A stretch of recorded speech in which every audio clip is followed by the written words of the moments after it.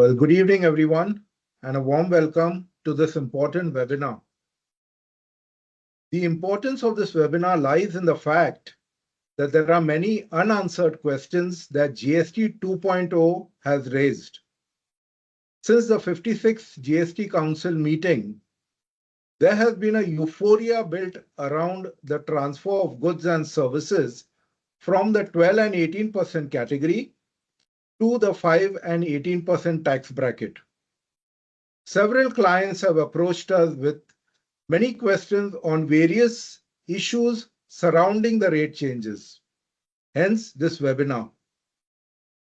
Our endeavor here is not to focus on the rate changes per se, but to provide insights into the nuances associated with these rate changes, such as the time of supply on account of rate change, the treatment of stock in hand, the treatment of sales returns, availment, reversal of credits, anti-profiteering provisions, etc. Not wanting to eat into the time allotted to the speakers, allow me to briefly introduce our speakers for today. We have Tejal. Tejal is a chartered accountant and an executive MBA from IIM Ahmedabad. And currently, she is a partner with the Indirect Taxes at CNK Associates. She has close to 30 years of experience in industry as well as professional and legal firms in the field of indirect taxation, which encompasses GST, customs, FTP, and the erstwhile indirect tax legislations.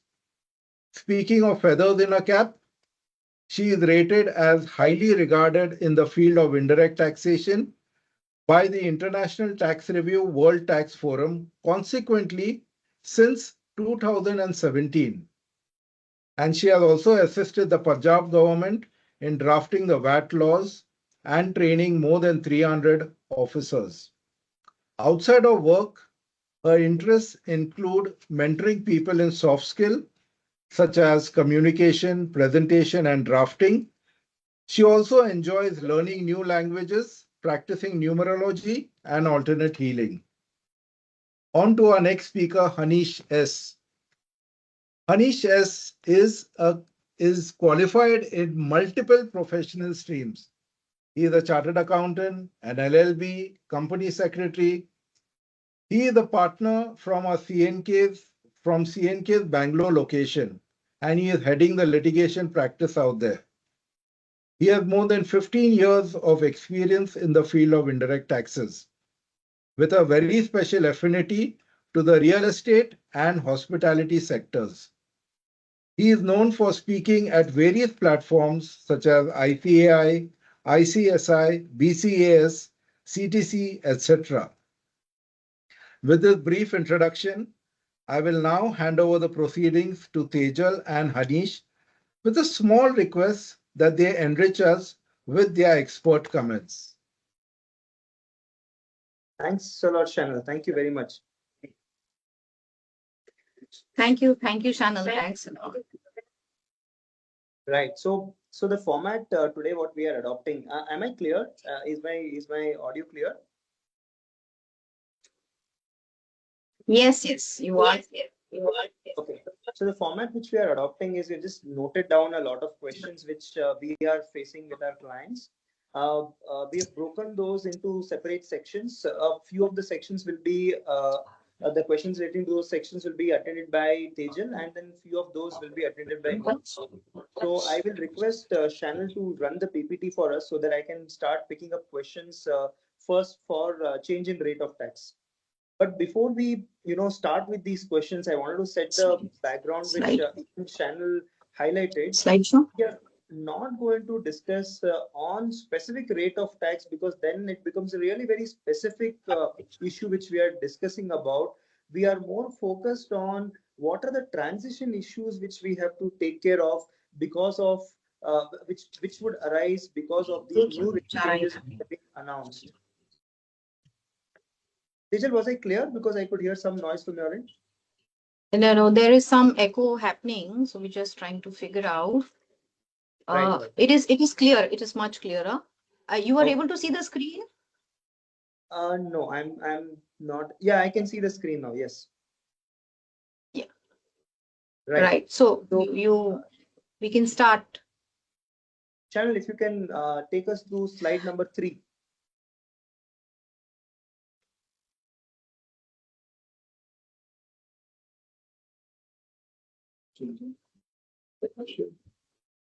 Channel, I can see the slide number 1. If you can go to slide number 3. Just a minute, I'll. Sure, no problem. Channel, Tejal, I'll start with questions. My questions are ready for you. Yeah, It's yeah, always sure. to ask I'm questions rather than ask to get the answering, give the answers. What's yeah. your overall take on, these changes which have been announced, calling it as GST 2.0, as far as rates in general are concerned, nothing specific actually. So I guess the GST 2.0 has been touted as a game changer for the common man. And what we were waiting since the inception of GST, to have a two-rate structure, we have somewhat achieved that, or rather, I would say we have achieved that. So hitherto we had like 5 rate structure, 5, 12, 18, 28, and 28 with cess becoming 40. Now we have come down to 5, 12, 5, 18, and 40 without cess. So this is a very good move. What we will see that the 12% has been omitted, the 28% has been omitted, bringing most of it down to 18% and goods of mass consumption to 5%. This will help in reducing a lot of classification issues that we've been seeing all these years. So I believe that this is a very good move, very good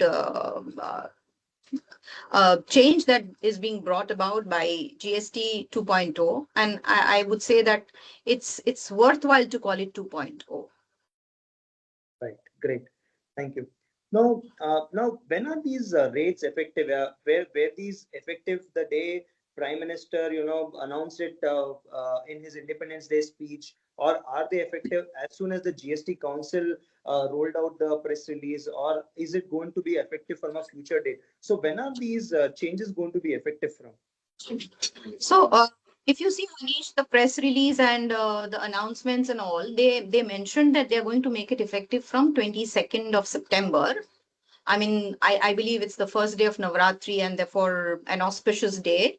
However, unless and until the notifications are released, uh, and we believe it will happen in next 3 days, the notifications will be released. So the rates will be effective from 22nd of September.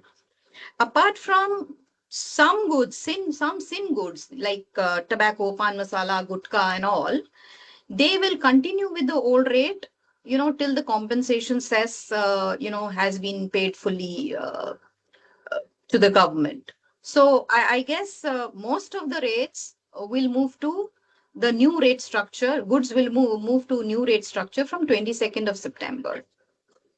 And I think you will suggest that though we have the press release, we will have to wait for the fine prints in the notification, because it's notification that is effective and not the press release or the speech by any minister or be it even the prime minister. Of course, we have to wait for the notification. See, today what has happened is what changes that have been prescribed. We'll have to wait for the classification of that at a 6-digit level, because unless and until the rate notifications are issued, you will not know what changes you have to make. There may be some fine prints in there. There may be some, sub classification out there at a 6-digit level. So I'm aware that there's too short a time to change the rate in the ERP for the industry and everything. But if you remember, Hanish, this used to be always the case. The budget would be released on 28th of February, and on 1st of March, all the excise rates would have to be changed immediately in the systems. So I guess we know how to go about doing it. People know how to go about doing it. So therefore, it's advisable to wait till the rate notifications are issued. You may what have your list ready. You may have your list ready, but don't go and change it in ERP. Got it. Got it. So there have been a lot of change in rate of tax. Do you think really the prices are going to reduce for all of these products? Prices reducing. See, it's that's what government has been mentioning, that with all the changes and rate reduction that we are doing, the prices should be reduced, the benefit should be passed on to the common man, and all of it. But if you see, wherever the rate has been reduced to nil, or say a 5% IT without ITC kind of a situation, there the ITC will become a cost to the suppliers. Okay. And therefore, straight away rate cut, which means 18 becoming 5, and therefore, 13% rate cut, or 5 becoming 0, and therefore 5% rate cut, that is not going to work out. There will be a costing mechanism that the industries will have to undertake to see to it that while they pass on the benefit of the rate cut, but in turn, whatever cost that their cost is increasing on account of not getting ITC, that is also factored in. So maybe in the short term, we will have to see that the prices will keep on changing as and when the industries are doing their workings. Maybe initially the first day they will reduce it for by some percentage. Then with further working, they realize that we need to pass on. The idea is that they should pass on the benefit that they are deriving due to rate cut, but also that they don't end up making a loss because of the ITC not being available to them on their inputs. Right. So this needs to be kept in mind. Right. Now, and also Hanish, the prices has to be looked at SKU wise.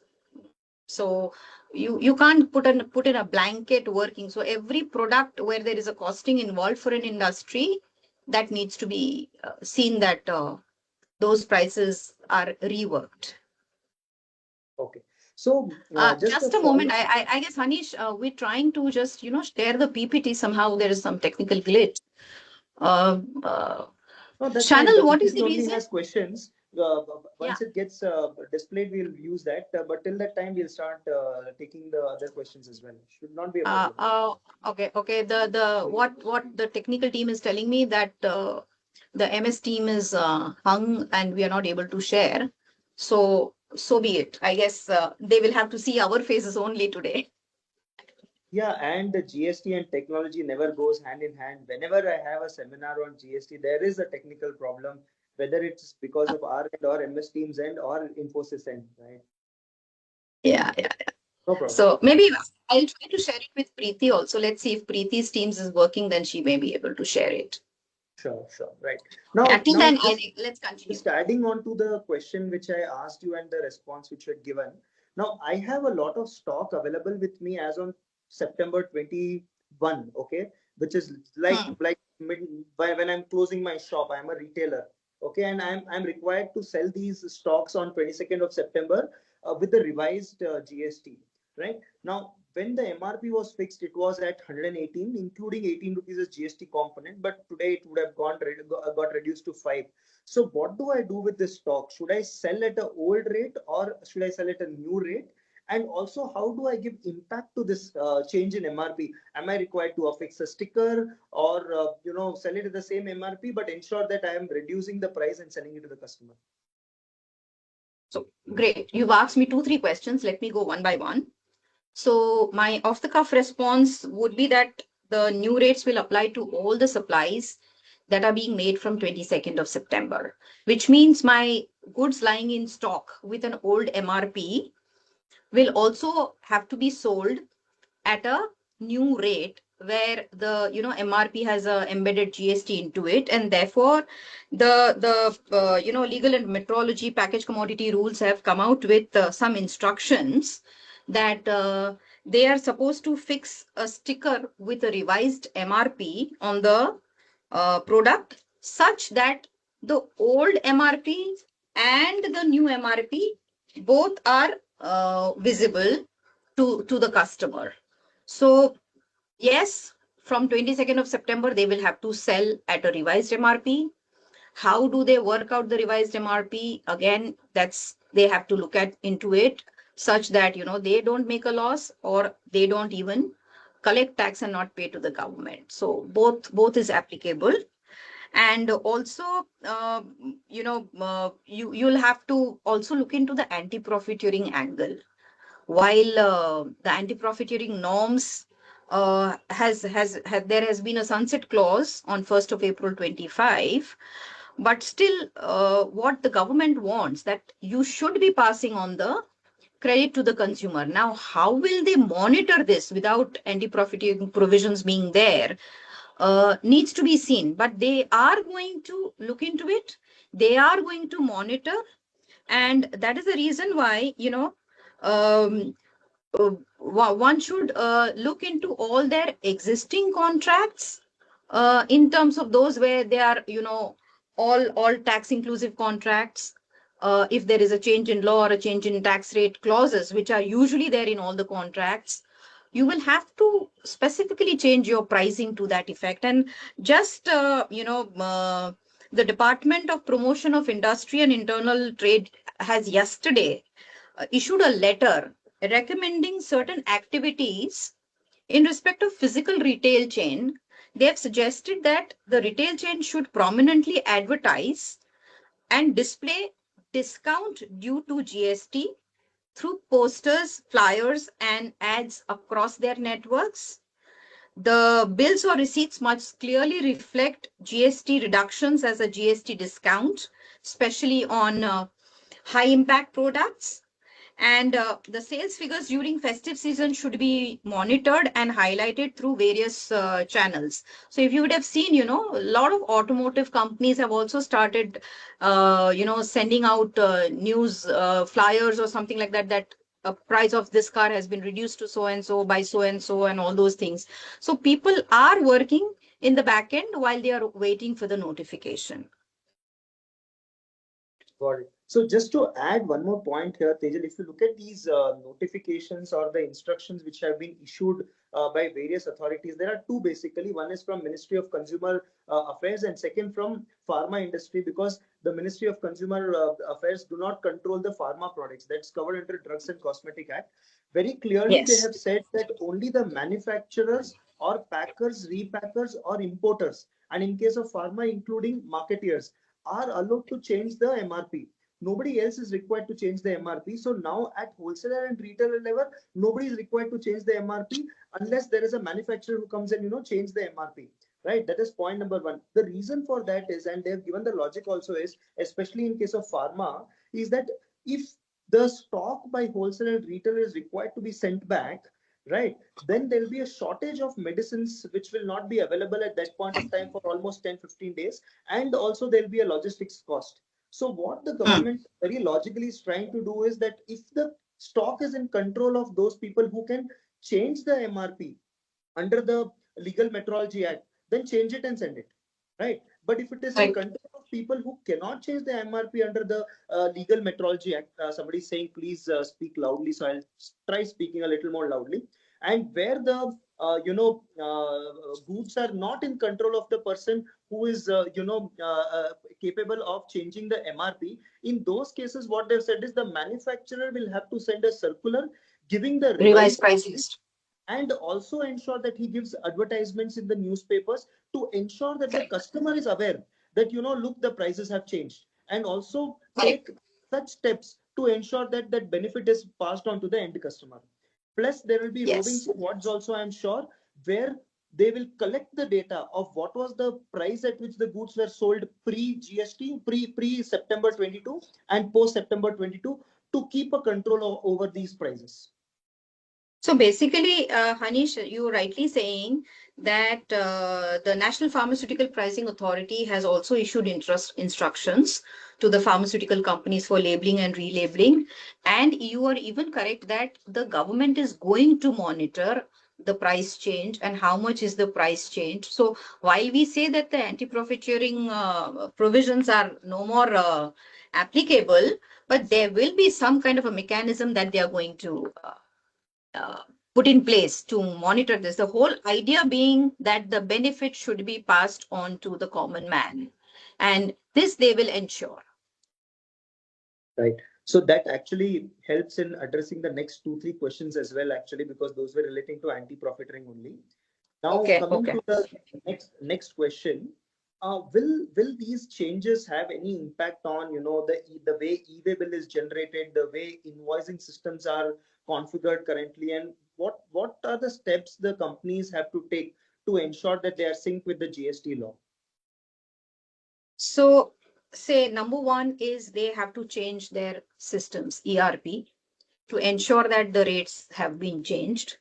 Number two, they have to ensure that the invoices and e-way bills that are issued post 22nd, let's take 22nd as the date, post 22nd, are there with the revised rates.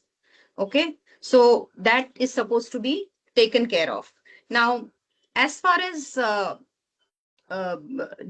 goods in, say, transit are concerned, okay, if the e-way bill and invoicing has already been done and the goods are in transit, then they will continue as it is. There is no need to change the rate in those invoices and those goods, because effectively the goods have already moved out.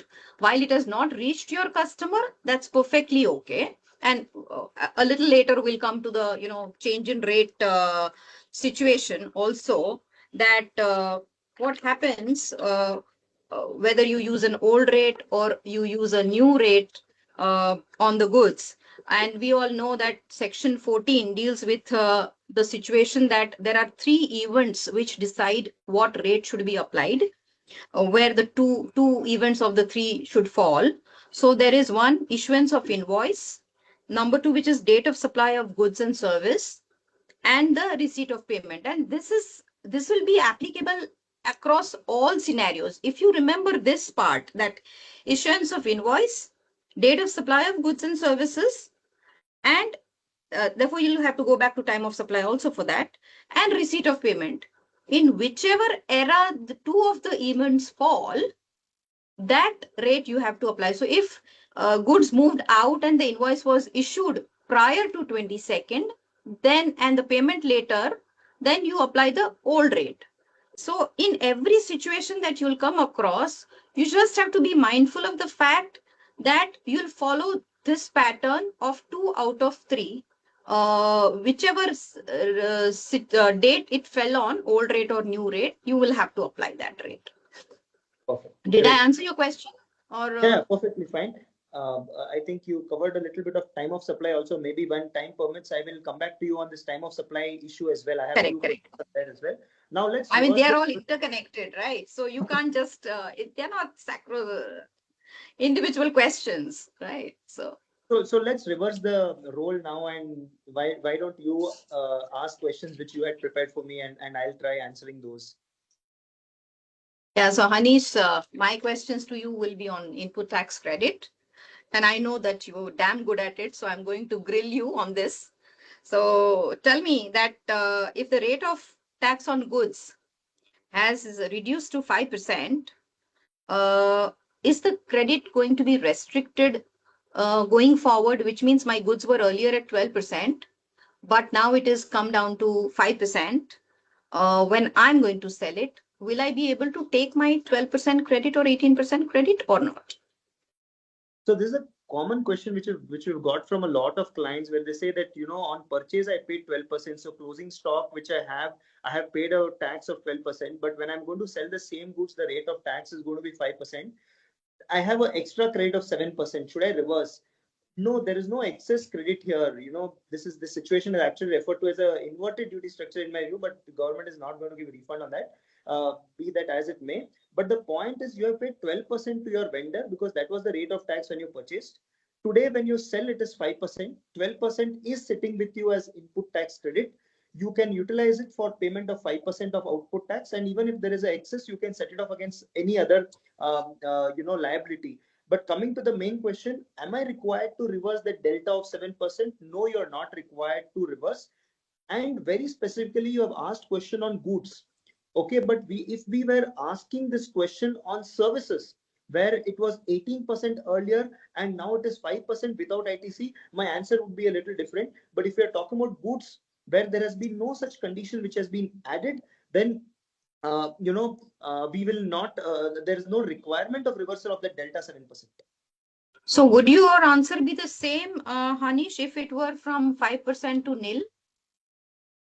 There the answer changes a little, because when 5% changes to 0, I am not adding anything in the value chain.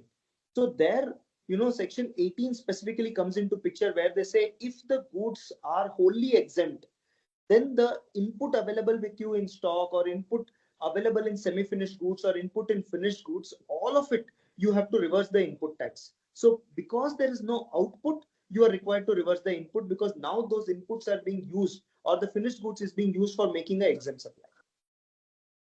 And what would you say about the input services and capital goods also, the credits that I would have availed?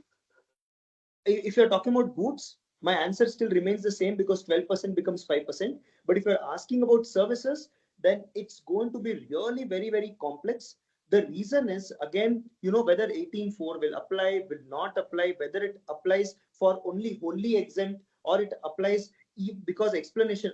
Sorry, I think I rushed into this. I will break it down again. Tejal, I think we are talking about reversal of in capital goods for goods or services. First we'll discuss that.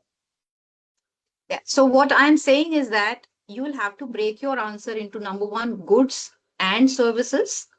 Right. Number two, 18% to 5 or 12% to 5%, and or 5% to nil, because I want answers for all four combinations. Okay, perfect. So first, let's look at goods. Goods 12% to 5%, no reversal required. Okay, goods 12% to 0 or 5% to 0. Stock, you will have to reverse the credit. Input services you don't have to touch, because the section itself specifically requires us to reverse input tax credit only on inputs and capital goods, and not on input services. Now coming to capital goods, GST has an inherent assumption that all the capital goods are going to be used for 5 years from the date of invoice. So now if you have exhausted those 5 years because you purchased those goods in 2017 and we are already in 2025, no impact on those. But if there are any goods which you have purchased recently, or the 5 years is not got over, then for the balance period, you will have to reverse the credit. So that is what we are required to do as far as goods are concerned. Now let's come to services. Okay, services reduced from 12% or 18% to 5%, with a condition that you cannot claim the input tax credit, right? That's where we are talking about. That's a very important thing. Now, if you go to section 18 subsection 4, it very clearly says when taxable becomes wholly exempt. Now, the argument here that why that provision will not apply to me is that it is not wholly exempt. It is taxable with a condition that I will not claim the input tax credit. So from that perspective, there is a view which is 100% possible that section 18.4 does not apply at all. So no requirement of reversal as of September 22, 2025. Okay, now let's come to notification 11 of 2017, which has explanation 4, which very clearly says that wherever I am notifying a rate with a condition is not available. Tejal, there's some disturbance from your end. There is a disturbance from my end, because there is a 127-page GST rate notification just announced. That's fine. That's fine. So we are responsible for whatever was available with us before 5 o'clock, and nothing which was issued after 5 o'clock. And session for whatever has come after 5 o'clock, right? Correct. So that's fine. No problem. We are anyways discussing conceptually what we are required to conceptually not have any impact on whatever we are discussing, right? Now let's go back to services. 12% or 18% reduced to 5% without ITC. 18.4 will not come into picture. Explanation 4 comes into picture. Now this explanation 4 says that you have to reverse the credit based on section 17.2. 17.2 takes us back to rule 42 and 43. Now there we can always say that, rule 42, 43 will not apply to us, but that I would think will be a very, very aggressive position to take. So we will have to do a reversal of credit to the extent of common credits, to the extent of common capital goods, That mechanism for every industry will differ, for every output will differ, but that is something we'll have to be mindful of when we are talking about output tax on services which have been introduced with a condition that ITC is not available. Somebody said, please repeat. I will repeat again. If the services have been moved from 12% and 18% category to 5% without ITC, we are very well aware that 18.4 will not come into picture because you are not wholly exempt, but we will have to also look at the impact of explanation 4 covered in notification 11 of 2017, which says that if there is a rate without ITC as a condition, then the credit has to be reversed under section 17.2, read with rule 42 and 43, 42 for input and 43 for capital goods.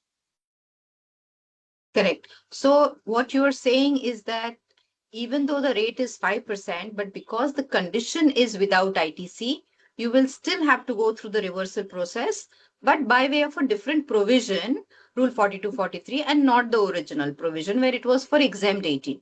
Correct? Perfect. I guess this is pretty clear. I mean, you have made it ample clear and in a very methodical manner. So I have one more question on ITC. What is the, I'm not availed credit on certain transactions. Now it relates to a period prior to September 22. Now, am I barred from claiming those credits on the same from September 22, which means the invoices were prior to September 22, but I did not take the credit on them till September 22. So now will it be barred for me or no? I think you're talking about two situations. One is where goods from 5% have become nil, and second is where services are now taxable at 5% without ITC. In those cases, say assuming you have a property which is taken on rent, your own premises, for the month of August, for which you missed claiming the credit on 1st of September. Right now, you are accounting that invoice and claiming that credit in say December because you missed to account it. Can you claim the credit? In my view, because the services relates to a period where you were involved in providing taxable goods or taxable services, you will be entitled to claim the credit. Now, how do we find the provision? Logic looks okay. If you go to rule 42 also, every invoice has to be marked as whether it is for exempt purposes or taxable purposes or non-business purposes or blocked. Here, I would say I will mark the credit as used exclusively for taxable purposes. Now, there is no condition to say that I have to claim the credit before output becomes exempt. The condition is that I should claim the credit under section 16.4. So I am well within 16.4 time limit. And because I am able to demonstrate that the service has been consumed during the period when I had taxable supplies, I should be entitled to claim the credit, and the credit should not be, denied to me merely because there is a delay in claiming that credit. So are you saying that if it's an invoice dated prior to September 22, I have a lifeline available to up to next October, because I can take credit on that invoice up to next October of next financial year. The only thing that needs to be seen is whether now I have any use for it or I don't have any use for it if all my products are moved to 0% or nil. Correct. I agree with you. Okay. So I just had I know you touched upon a little while earlier, but I still want a little detailed answer on what is the meaning of inverted duty structure, because I'm facing a lot of questions where input rate was higher than the output rate, but it was different product. Inputs were different and finished goods were different. And where the input rate was higher and now lower for the same goods. So there is a little bit of confusion that people have in their mind with respect to the rate being higher earlier and the rate being lower later. So will you please elaborate a little bit? What do you mean by inverted duty structure, and in which scenarios does this come into play? Right. So I'm going to give you an answer from what government is looking at it. While we can challenge it in the courts, and the earlier circular also has been challenged and it's before the high courts. I'm not going to get into all of those. Very simply, what do you mean by inverted duty structure? If the rate of tax on my input is higher than the rate of tax on my output, that is what we call it as an inverted duty structure. And the classic example in this case could be, say, agarbatti. Okay, the rate of tax on agarbatti was 5% earlier. Okay, but the raw materials used, like the compost which is used, the fragrances which are used to manufacture the agarbatti, are all liable to tax at 18%. So when my inputs are at 18% and my output is at 5%, and I don't have a huge amount of margin, that input, which was actually supposed to be a benefit to me when GST was introduced, becomes a working capital issue because it's just getting accumulated in my balance sheet. So that's where government came up with a very interesting mechanisms which said that if you have for some reason inverted duty structure, I'm going to give you a refund on the same. So what will happen after this change in rate of tax, where the output tax has now become 5% or zero? Zero is not the case where you will get input credit any which case, but wherever the rate of tax has become 5%, but a huge amount of cost is coming to you at 18%, all those situations are referred to as inverted duty structure. I can see two issues here. One, on the date of implementation of the revised rate itself, I purchase something at 18, now it is either 5 or exempt. So exempt we are not talking about. 18 becoming 5 or 12 becoming 5, for some period at least, I'll have huge amount of input tax credit. According to government, that is not inverted duty structure. And even if it leads to accumulation of credit, they are not going to give refund on this. And this matter will have to be litigated. Okay. But now, if I have a 12% input genuinely on certain other raw materials, and the rate has become 5%, and this delta is leading to a accumulation of input tax credit, I will be entitled to refund by treating it as inverted duty structure. And what government has also done is they have announced that this 90% provisional refund, which was available only for exports, they are extending that to inverted duty structure also, to ensure that this working capital issue gets resolved quickly. So if he's a trader and who, when he purchased the goods, it was at a higher rate, say 18%, and now when he's going to sell it, it will be at 5%. Will he go for inverted duty structure? Can he go for inverted duty structure? The product is the same. That's what, like I said, unfortunately, as per government, you are not entitled to that refund. We will have to challenge this and see what can be done. Okay. There's one question actually I missed out. What is the issue around cess on cars? And then I have one more question for you in terms of what do I do with such excess credit on account of IDS? So I guess that you took over. The question number 6 still remains for you to be answered. Yeah, so see, what is happening is government said, earlier, okay, so before September 22, the rate of tax on car is 28% plus cess of 22%, right? Now, effective September 22, cess is getting abolished, except for tobacco, cigarettes, and few other products relating to tobacco like pan masala. So we look at cars, okay? Cars now 28% plus a high-end car was having a cess of as high as 22%, making the tax at 50%, right? They said, I'm removing the cess, okay? And now then suddenly now the car which was earlier at 50% will now be available at 28%. That's not the discount government is going to give. That's like pretty huge or steep discount, right?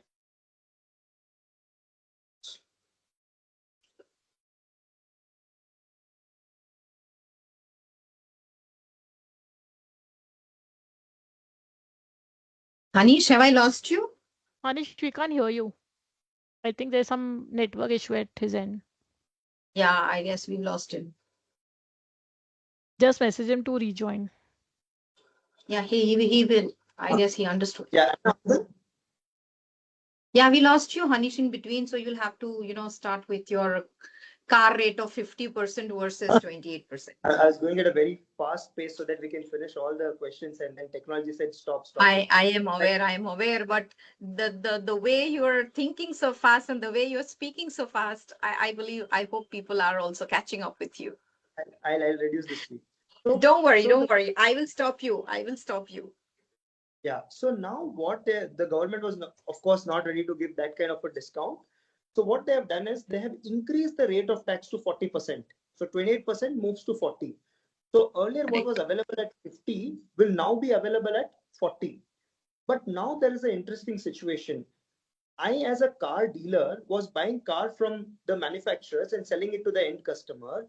I was paying on my purchase price 28% GST plus 22% cess. Okay. And in my returns also, I would claim input credit of the same. And when I'm selling it to the customer, I would set off my 28% tax against 28% input, 22% cess output on my 22% input. Right. So that is what I would do. And somebody's again complaining that my voice is a little low. So I will increase it a little. Right. So now what will happen comes September 22nd, my output is 40%, okay, CGST, SGST, and input is 28% CGST, SGST. As far as cess is concerned, output is 0 and input is 22%, right? So correct. From a cess perspective, standalone, if we take compensation cess act, I am dealing in a commodity which is exempt from cess. And the moment it is exempt from cess, I have to reverse the input tax credit. So the entire representation which is being made to the government is that you are increasing the rate of tax and giving a discount of 10%, but who will fund that cess on the closing stock of cars which are lying with the dealers as on September 22nd? Right. So yes, manufacturers are trying to deal with this. The dealers are trying to deal with it. A lot of noise is being made, and I can see a lot of representations also which have been filed. But as of now, we have not heard from the government on what they are planning to do.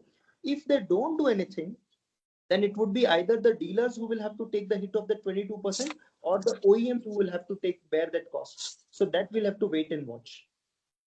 So are you saying that they still will have to reduce the rate of the cars because that's what government wants it to pass on the credit, to pass on the reduction benefit? And we are seeing that a lot of car companies are announcing reduction and discounts.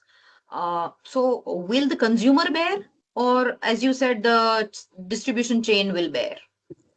There are two answers to this. Okay, if you ask a proper tax team of the car company, they will say we will charge 40% output, but 22% cess we will add it to the base price. Okay, to the tax consultant of the car company. But if you ask the marketing team, they will say this will not work. It will have a negative impact. This is a cost which we are required to take. So let's announce reduction in price. In this case, the marketing team has prevailed. And so you can see the rate cuts being announced. Okay. So the car companies are still, automobile companies are still yet to see what they are going to do. I mean, hopefully the notification which is announced has some answers to that with respect to the cess element of it.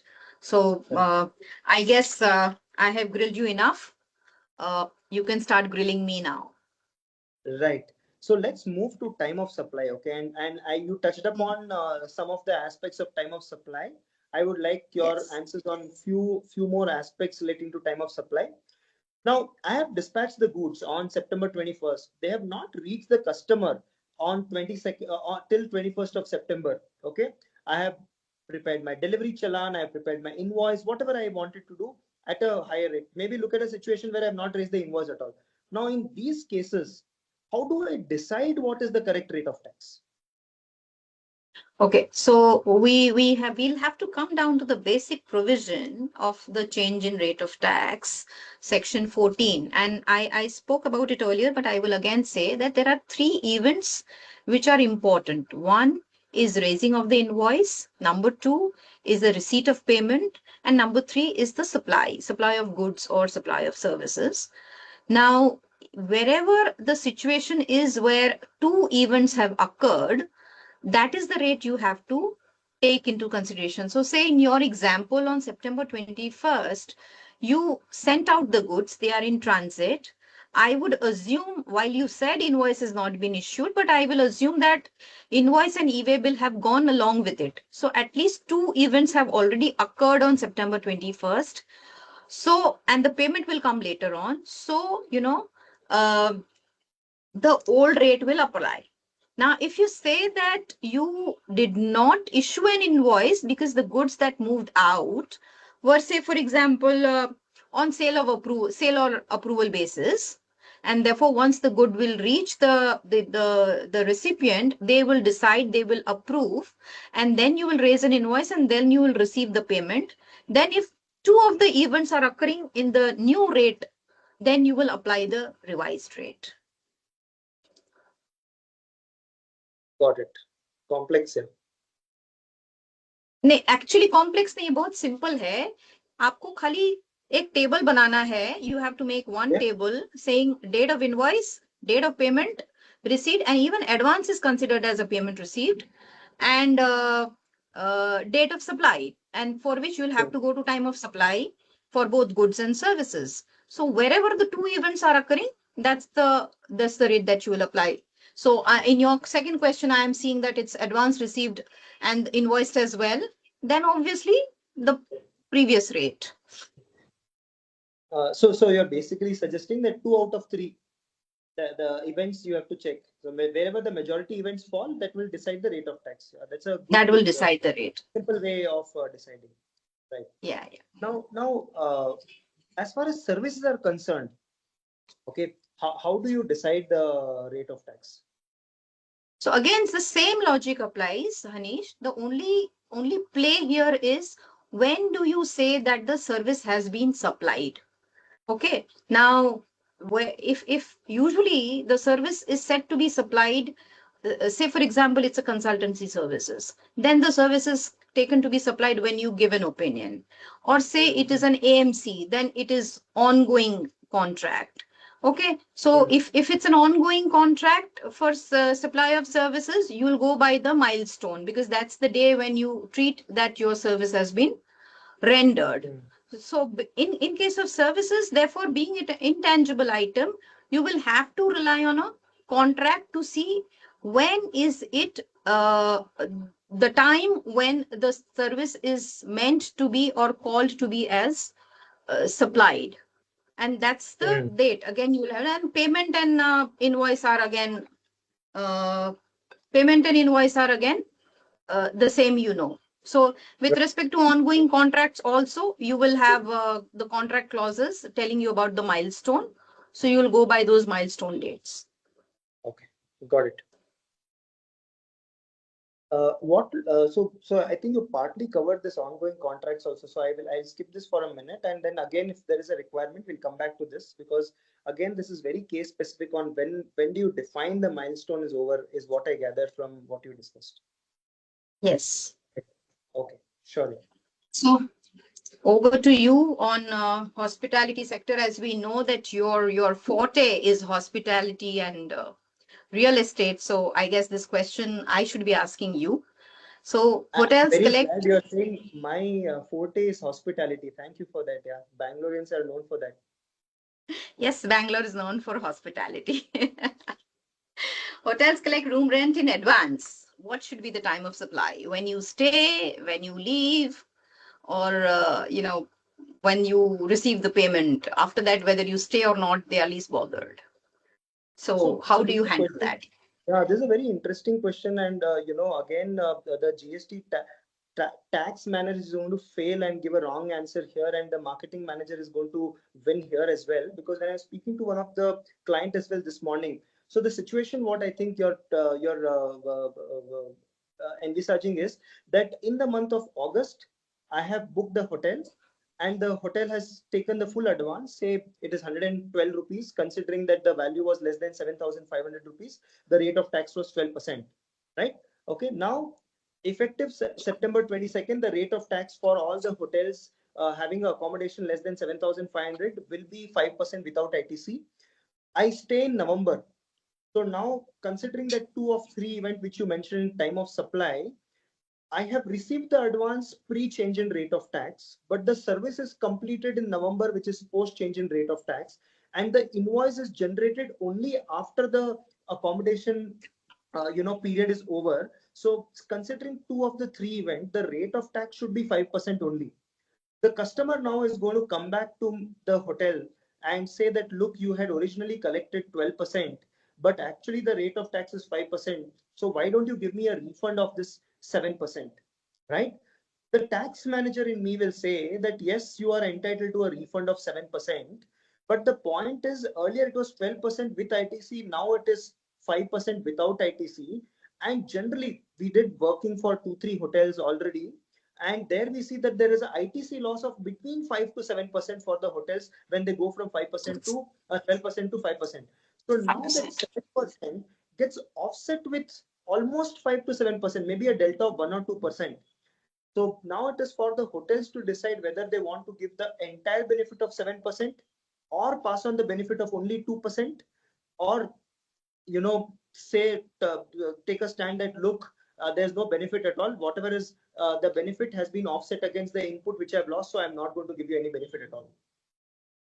Right? So what if the hotel would have also issued an invoice and received the payment because it's been paid in advance? And then when the customer goes and stays there, what he does is only issues an additional bill for the additional services which it would have availed, in which case the old rate would have applied? In that case, the old rate will apply. But again, the customer is going to come back to me and say, look, you had to raise the invoice only when I finished my stay. I can always, argue saying that the last date for raising invoice is given and not the earliest date is what hotel can always argue. But these all will be marketing driven, or how the organization wants to project themselves kind of a decision rather than a tax manager decision. I would think. So from that perspective, not many hotels would want to do it, and if they do, unfortunately, they'll have to bear the wrath of the customer.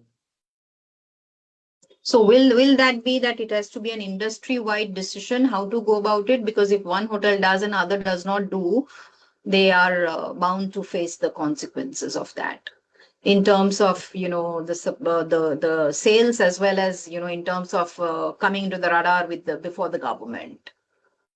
On this issue specifically, when I spoke to a couple of hotels which are very close to FHRAI, if I've got their name correct, Federation of Hotels and Restaurant Association of India, what they have done is they have represented, or they are in the process of representing before the government, that like restaurant where you have option of 5% without ITC and 18% with ITC, give me that option. So let me decide whether I want to go with this lower rate or higher rate or not.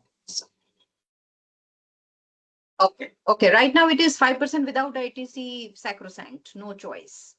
I don't know. I have not read the notification which came after 5 o'clock. Okay, but it was mentioned in the press release, right? It was that no option was given to them. Correct. Yeah. So can ITC be utilized to discharge output GST of 5% without ITC? So the condition is that I will not be entitled to avail the credit on those services.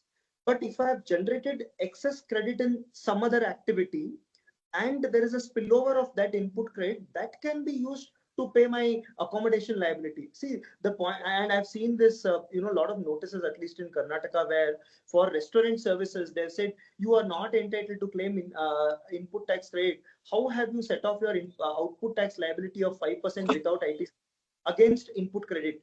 Right. So that condition is there only for works contract where the rate of tax is 5%. It has to be discharged by cash only. Other categories of services, that condition is not there. So assuming you have accommodation and restaurant, and for 1 month the restaurant is under renovation, which is 18%, you have generated good amount of input tax credit on your restaurant vertical, but there is no output tax. That input credit might as well be set off against the liability generated in your accommodation services. There is no restriction of this liability has to be discharged only by cash, Provided they are within the same GST. Yeah, of course, subject to all the other conditions appearing in 2A, 2B, made payment within 180 days, etc., etc. So now ice creams. No, can our clients claim a 5% charge on accommodation? I think you covered that. No, this is another next question actually. Again, I can relate to this question which you had put actually. The point is, it is 5% without ITC. The question which is being posed now is, can my customer claim credit of that? So again, the point is that 5% restriction is only on me. If I am the provider, I can claim credit. For my customer, restaurant, they cannot claim the credit because there is specific blocking of credit under 17.5. Accommodation, that blocking is not there. So even if the rate of tax is 5% without ITC, the credit will be available to the customer. Okay. You're facing those questions also. Okay. So coming to the favorite ice creams in Bangalore, 5% without ITC to 18% with ITC, and again 5% with ITC. Is this, ping pong that is happening is correct? So note is the So final rate. earlier, all the ice cream parlors naturally, pun intended, okay, were paying tax as 5%, treating it as restaurant services and not claiming input credit. Then there came a circular which said, no, no, no, ice creams are nothing but scooping Different. of large portions into small portions. So it is goods. So pay tax at 18%. Now, again, the rate has been changed on ice creams to 5%. And there is no condition that there is ITC restriction. So now, at least I'm hoping that my favorite ice creams will be a little cheaper because the output will be 5% and they will be entitled to input credit as well. Okay. So I guess all the industries taken together, the ice cream industry has a larger say with the council than anybody else. They are able to tilt it towards their in their favor. Yeah. Next one. So now we go to your favorite area of practice, which is insurance. I'm aware that you've been working with a lot of insurance companies. So I saw, meaning I don't understand too much of insurance except that my premium has to be paid on a timely basis. So what is the exemption they are talking about? What is covered as an exemption? What is not there in the exemption? So just to tell you that it's for the past, even last budget also, you've seen that there have been a lot of discussions about insurance, that insurance should be exempt. People need to have safety in their lives and medical insurance should be exempt. And there were a lot of discussions happening. And finally, this GST 2.0 council meeting, 56th council meeting, we seeing that they have actually taken a decision on the policies, which ones should be exempt and which ones should be taxable.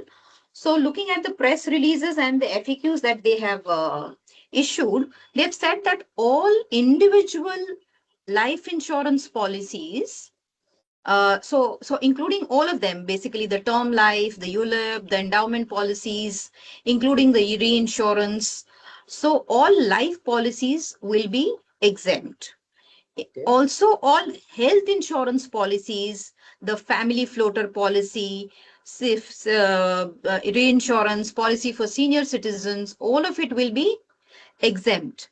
Having said that, because they said all individual life and health insurance policy, and they've clarified this also in the FAQ, the group insurance will not be exempted. So the corporates that were taking group insurance for their employees still remain taxable with, of course, no ITC clause as well, because that is falling under the blocked ITC. Right. So yeah, that's taken care of. I was paying GST of 10,000 so plus does GST that for my mean life that, insurance. no, Yeah. you'll have to give me some role also, yeah, Tejal. So Okay. you cannot read Okay. question, right? Okay. So now you tell me, okay, very good, yeah, your exemption is available. So now my policy amount was 10,000 plus GST. So I was paying 11,800. Does that mean that for my next policy, I will have to pay only 10,000 rupees? That's a very good question, but my answer is no, because the same thing, as we've been discussing about ITC, when the policies become exempt, the ITC that was available, say agents commission or consultancy fees or whatever input service ITC that they were available, will have to be reversed because the policies have been exempted and not lower rated. So therefore, that ITC will become a cost for the insurance companies, and somewhere they will want to add it to the premiums that will be recovered. So that 10,000 and 11,800 may not become only 10,000. They might be, say, 10,500 or 11,000 or something like that. So the benefit will not be entirely of 18%.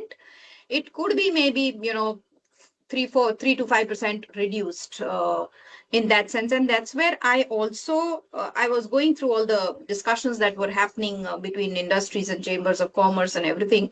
I also heard a few people saying that why not make insurance at 5%, and instead of fully exempting it, if you bring it down to 5%, then they will be entitled to take the ITC, and then that could maybe work for them, not having to add the ITC cost to the premium amount. So this simple math that 10 plus 1,800 will become 10,000 is not going to work. Great. So I think you've already covered this next question, so I will skip this. Is exemption available to group insurance by family? Group insurance family. No.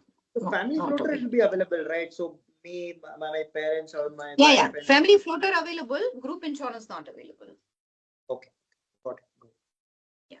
And any clarity on term insurance you might be aware? Yeah, term insurance available. Available. Okay. Term insurance. Of course, we'll have to look at the notifications also again on what they have mentioned and what is actually coming in the notifications, right? Yeah. Okay. Right. Sure. Yeah. Go ahead. So as far as insurance is concerned, Hanish, I see that a lot of representations are happening. And what is more important that the government is saying is that right now you forget about adding your ITC cost to your premium amount. First, you pass on the benefit to the consumers, because it is very important for them to see to it that the consumers are getting benefited. Then we will look into your loss of ITC part of it. I don't know in this representation how it is going to work out. And obviously, as you mentioned, notifications have to be looked into it. So let's see that it just does not become that by exempting it, there's not actual benefit that the people are getting if there is just a 5% reduction in the policy pricing instead of the 18%. So one needs to wait and watch.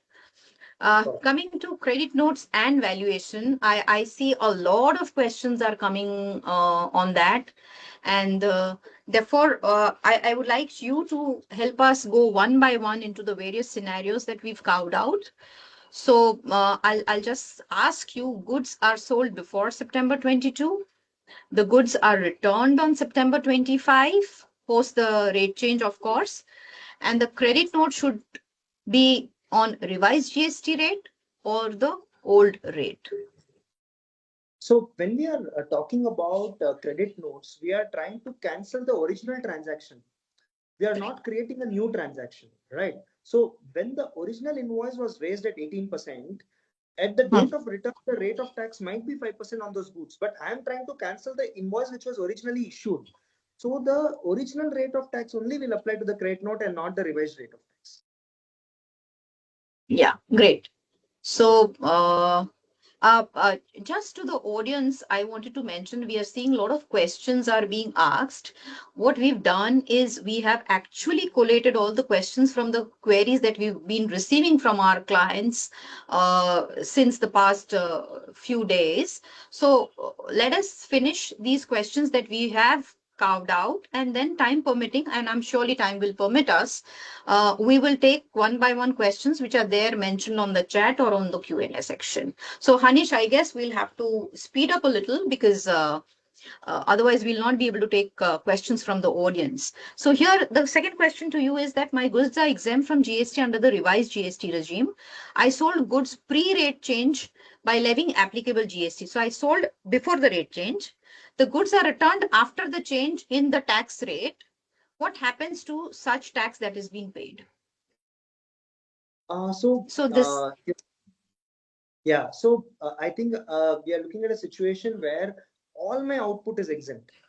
Okay, so I sold something at 5% before the change in rate of tax, and now the goods are coming back to me. The first question, the answer was that we are canceling the original invoice. That means for me as a supplier, in the month of September, I had an output tax liability. In the month of October, when the goods have come back, I don't have an output tax liability, but I have a credit note, right? Because the goods have got returned to me. So I have an excess tax paid. In my view, we cannot convert that into input credit, and even if you convert it into input credit, you don't have output tax at all. But because you've already paid tax, you should be entitled to claim refund of this. In fact, during COVID, there was a specific circular which was issued. My memory fails me in recalling that number of that circular, but that circular said if there is any excess payment of tax which you are not able to adjust against the output, then you are entitled to claim refund of the same. So that's what is going to happen as far as question number 2 is concerned. So you're saying that the customers, the suppliers should go for a refund of these such taxes because now their output is exempt? Correct. And that will be an excess tax paid by them.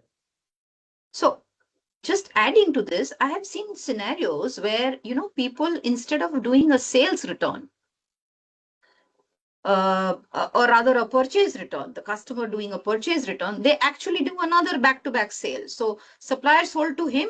Now these guys are selling back to him instead of doing a purchase return. In such a case, therefore, when it is a sale, okay, from the customer back to the supplier, he will use the new rate, which is 0. So, in which case there will not be any ITC or accumulated tax at my hands, at the supplier's hand. Is that possible? see, what will happen in this case is that, say, assuming in September I sold the goods to you, you have those goods in stock with you, you will reverse the input tax credit because those are now exempt. After reversing, you are now returning the goods to me at a fresh rate of tax. That tax which has been reversed remains the cost. But look at this case of refund. I sent the goods to you. You will reverse the input credit. I will issue a credit note to you. You are still not required to reverse because you have already reversed, right? And I will get refund. So this refund is better where you have an invoice and a credit note instead of a invoice versus a back-to-back invoice. Back-to-back sale, right? Back-to-back sale, yes. Correct. What is a financial credit note? What is the impact of the same from GST perspective? So I think now we are moving to this valuation where we are talking about that circular which was issued Yes. immediately after, meaning just a couple of days back, right? So Yeah. financial credit Post-sale. refers to those credit notes which are issued without impacting GST. So I sold something to you at 100, and now I'm giving you a discount of 10. But for whatever reasons, because I was not able to satisfy conditions of section 15 subsection 3, or for whatever reasons, I'm giving you a special discount which was never documented. So I am giving you a credit note to tell you that you don't pay me X amount of rupees, but I am not giving impact to GST. There the GST authorities would come back with different variations to say that, look, the value of goods itself is 90. Because 10 rupees discount has been given, you cannot claim credit on the 10 rupees. Or second, they would say that this financial credit note is nothing but a supply made by you to the manufacturer. So please pay output tax on this. This circular, though not in as many terms, it only says that when a financial credit note is given, there is no reversal of input tax credit required as far as the recipient is concerned. Yeah, because he is not embedding it with GST. The credit note does not have a GST element to it, and therefore, obviously, he's not required to. And therefore, will this financial credit note be required to be reported in GST return or no? So GST returns, we report only those transactions which have an impact on the value of supply.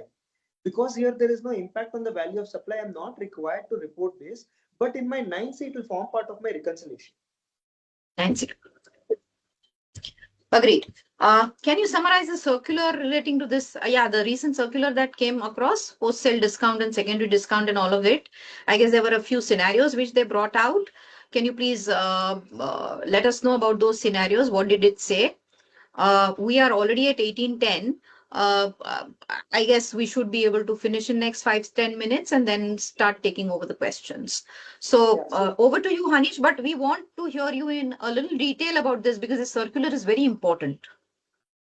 Yeah, so here the point is that there are multiple situations which have been envisaged in those circulars, and they are trying to, while I would not say it's a very great circular which is clarifying on everything, but at least there is some guidance available to us.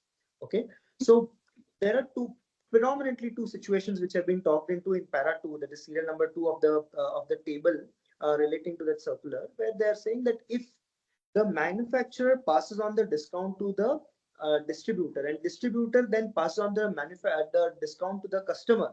Okay, then the price between manufacturer and distributor is decided by them. Additional discount given by the manufacturer will not be treated as additional consideration for the supply made to the customer, and so there will be no GST impact. The manufacturer can issue a financial credit note or a regular credit note.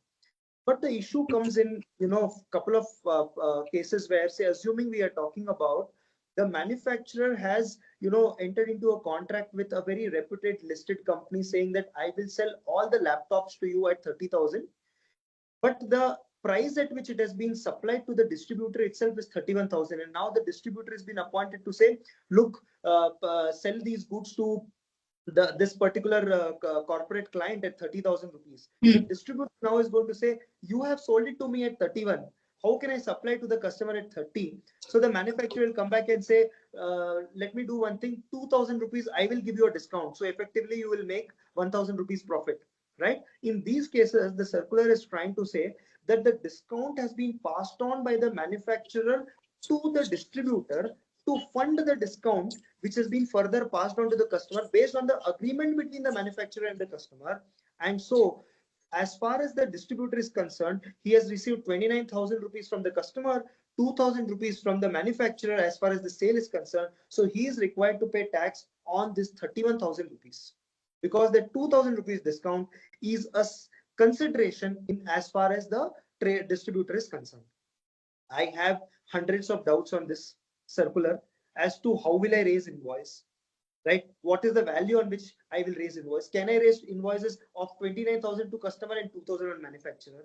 Now, the manufacturer, I end up paying GST on a higher amount, which earlier I was not doing. So will everybody will be entitled to claim the credit? Will Rule 37 come into picture because a portion of the invoice is not being paid by somebody? So I have a lot of questions around it. Maybe next some other session, deep dive into these circulars we'll have to do. So basically, you very smartly converted all my questions into your posers so that you don't have to answer them. I agree that this is not a case for now because it's pretty detailed and we should take it some other time. So it's the same thing. Can you demonstrate how secondary discount will work in case where agreement is entered into with customer, agreement is not entered into with customer? So I would ask you to take these questions in brief as much as you can. Yeah, because so I'm same still thing, concerned actually. about trying to finish it faster. That's all. So I think the answer is the same. You're talking about question number 6 actually, because question number 5 I've covered. You answered. 6, yes. So 6, what they are trying to do is, there are a lot of issues right from service tax, especially in automobiles, where if any additional discount is given to the distributor, okay, which is like a turnover discount or a volume discount or a special sale discount, the GST, the service tax authorities would say this has been reported as other income. You are providing additional services to the manufacturer, and so please pay GST on the same. My argument always was that, look, I am a distributor. It is in my interest that I sell more car, not in anybody else's interest, right? Correct. So I have done more sale because one, I will get more profit. Second, I will get more discount. That's what has been recognized in the circular as well, that it is for the distributor's benefit that he is doing more sale.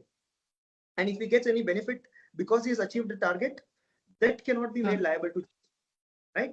But now, if based on an agreement, there is some publicity related activity, some special drive, okay, which has been undertaken by the dealer on the behest of the manufacturer, and the consideration also is agreed, that don't give color to color of that additional work which you have done as discount. That will still, yes, that will be treated as a supply by you, and you are service. Yeah. Agreed. So, okay. I guess we are at the last section. Right. So I wanted to ask you this question now. Will intermediary services be treated as export from 22nd September 2025? Because I read in the press release that they are trying to delete the definition of intermediary and or the specific provision relating to intermediary in place of supply. So will this be treated as an export? So intermediary, you are aware, and I guess everybody is aware that intermediary was always a bone of contention because this was the only service where, the place of supply was where the intermediary was located, whereas it should have been on a default rule, that is where the recipient is located. So we have achieved that now, and the council has proposed that they will, delete the place of provision rules with respect to intermediary, that is section 13(8)(b), which says that the place of provision for intermediary is where the intermediary located. Now, having said that, once it gets deleted, of course, when it gets deleted by way of a notification or an amendment to the act, and therefore 22 September may not be a sacrosanct date for that, but as and when it gets deleted, it will move back to a default rule. Now, having said that, if the intermediary was located in India and his customer was located outside India, recipient based, hitherto he was liable to pay tax because the POS was in India, he was in India, location of supplier and the place of supply. Now, because his recipient or of service is located outside India, it will be treated as exports, provided all the other condition of export of services is being met with. Now, the reverse will also be true. Wherever there was a foreign intermediary and we were located in India as a recipient of service, I had a commission agent outside India and I was located here. I was not required to pay any tax and he would have not paid tax either. Now that will become an import of service and I will have to pay GST under reverse charge. So while the provision 13(8)(b) will get deleted and it will move to default rule, there will be a dual impact. One where the outward supply will become exports and where the inward supply would become chargeable to GST under RCM. Right. Got it. Got it. Yeah. So we have to be careful on both sides. While on output, I might be able to claim export, but on my expenses, I have to see that I was taking shelter of intermediary not paying tax. So that will be liable to tax. Of course, subject to input tax credit benefit, depending on whether you're paying output tax or not. Another point is because this will require an amendment in the GST law, it is not going to be effective from 22nd September. It will be effective from a date when the law gets amended. Luckily, here state law is not required to be changed because it's only IGST which we are talking about. So in fact, you should also be mindful that while this is a very good provision, and because a lot of issues that were arising on account of intermediary, the recipient being outside India and not getting the export benefit, one has to be mindful that this will also require all the contracts maybe to be changed, and also to ensure that you decide who's the recipient of service properly. It should not be that the beneficiary is treated as a recipient and again the problem starts happening. So one has to be mindful of the fact that the beneficiary of service and the recipient of service, and we looked at Paul Merchant case earlier and all of it, is identified properly. But this is a very, very welcome change. This is a very welcome change. And Coming to so while yeah. we have been discussing that we have to discuss this in court, this will be litigated. So what's the news? Yeah, when is GST 80 going to be operational? So what the press release has mentioned is that it will be operational for accepting the appeals end of September. This September, of course, 2025. So let's assume the date is 30th of September latest, and it will commence the hearings by end December 2025. And the council has also proposed that they will recommend the date of 30th of June 2026 for limitation of filing the backlog appeals. Now, and also the principal bench of GSTAT will serve as a national appellate authority for advance ruling. So that's that. September, December, June, these are the dates. Now, I would like to put a poser here for the audience that what do you mean by backlog appeals? Which appeal will be treated as a backlog appeal? Say, for example, and let me give an example here to interpret easily, that assuming that the appeal filing opened up on 30th of September and my due date for filing appeal falls on 1st of October, which means my order was dated 1st of July. So July, August, September, 1st of October is my actual due date for filing an appeal. And on 1st of October, the tribunal has already started accepting the appeal. So do I need to file my appeal by 1st of October, which is the date falling after 30th of September? Or I get another 3 months, that therefore it becomes 31st of December is my date of filing appeal? Or since the order was passed prior to the 30th September when they started accepting the appeal, and therefore my appeal will be treated as a backlog appeal and I will get time till 30th of June 2026. So obviously we are awaiting the clarity on these aspects. I think that will be the first question for which we will be filing a case before Tribunal. The registry will call for a defect and then we'll have to appear to explain all these things. Yeah, so I want to leave everybody with this question in their mind, that in such a scenario, and there'll be so many other such scenarios, and I took just one classic example. What will be your date? So please be mindful what is your date, and please ensure that you file your appeal within those dates, because later on, filing for condonation and giving reasons for the same, all these things are going to become a little messy. While the tribunal can, of course, condone the delay, and they may do that because of the clarity that is required in this situation. And it's been almost 8 years since we are into GST. But still, it's important that wherever you have an appeal before the tribunal, please make out a list. Please identify the dates. Please be prepared to file an appeal. Other strategies that you may want to do are different, but the dates need to be understood and they should be sacrosanct. So this is all I have as far as the GStat is concerned.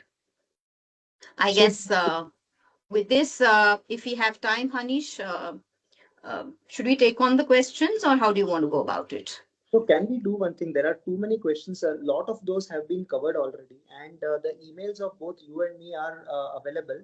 What I will also do is I have a list of all the participants who were available here. We will go through each of these questions and send emails if they are registered with us. And if they are not registered, then you can send the questions to Tejal or me on these emails, and we'll be more than happy to reply. The reason is that we are at a cutoff of 6:30, and both of us have another call to attend. We are on a back-to-back calls for all the industry-related GST impact. So while we would have loved taking more questions, but and looking at the questions, a lot of it have been covered. So if you can excuse us, both of us, and we are really sorry for that, but more than happy to respond to each of your questions when sent over email. Also, before Preeti comes in, I would like to acknowledge the confidence you have shown in us. We had almost 550 participants at one point in time. So thank you so much for that. That encourages us to bring in more and more value-based content to all of you. Thank you very much for that. And thanks a lot, Tejal. It was a pleasure, actually, speaking along. It was a pleasure for me too. To be being part of this webinar and actually addressing these questions which we have, and this was certainly a good idea because we were facing these questions from all across, and being able to answer this on a face-to-face webinar has been a great idea, Hanish. It's been a great idea. So Hanish, Tejal, I'll take the opportunity to present the vote of thanks, and it was an interesting session, and wherein you have taken the team to the entire deliberations on the shift from the 5-tier to the proposed 3-tier rate structure from 22nd September 2005, where we have covered the practical nuances of input tax credit, time of supply, sectorial considerations, which has been, I think, immensely valuable to the team who has joined the session. At the same time, we understand that there's still several areas where the detailed clarification from the government is required for the proper and smooth implementation of the changes and to ease the compliance burden on the taxpayers. I even want to thank the participant for joining this session, and we look forward to having more such knowledge sharing opportunities.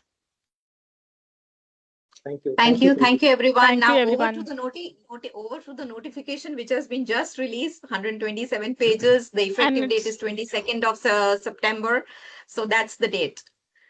So all the best to everyone. Let's catch Preeti for the next session. Yeah, sure. Yes. Sure. Thank you. Okay, thank you. Thank you, everyone, and good night. Bye. Have a great Bye. day. Good night. Yeah.